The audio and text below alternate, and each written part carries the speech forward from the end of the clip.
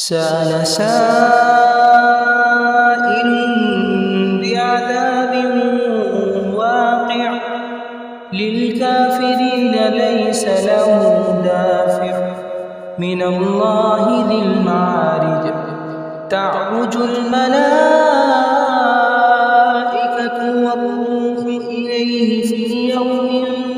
كان مقداره 50,000 سنة فاصبر صبرا جميلا إنهم يرونه بعيدا ونراه قريبا يوم تكون السماء كالمهل وتكون الجبال كالعهن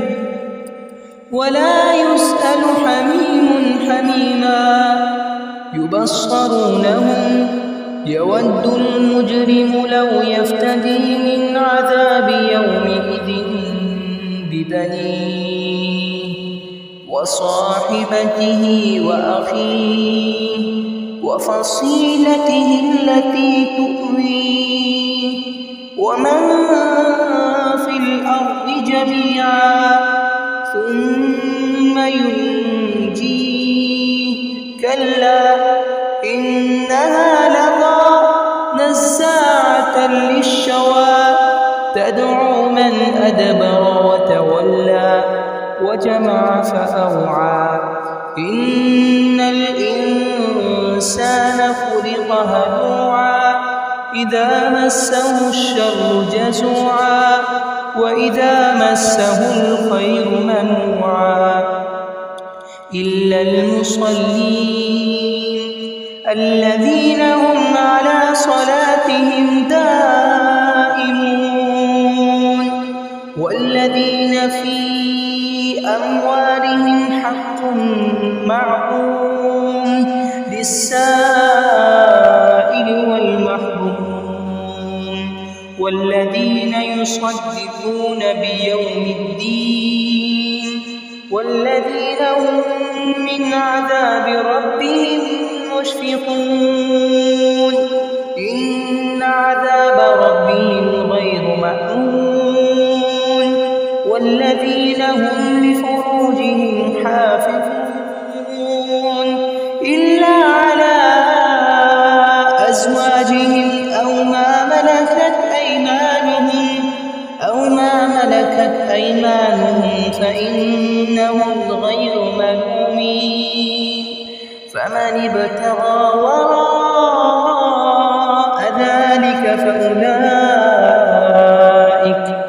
فمن ابتغى وراء ذلك فأولئك هم العادون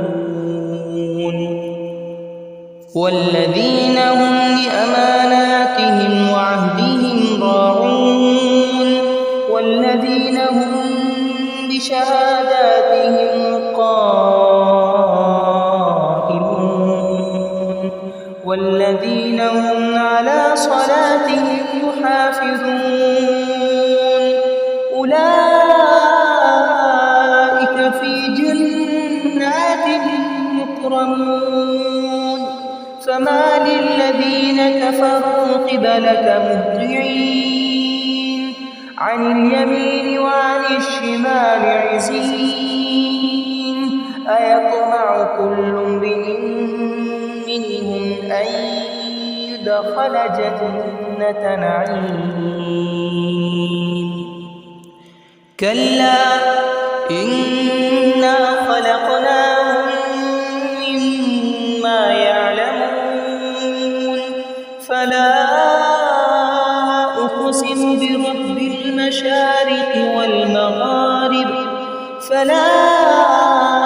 أقسم برب المشارق والمغارب إنا لقادرون على أن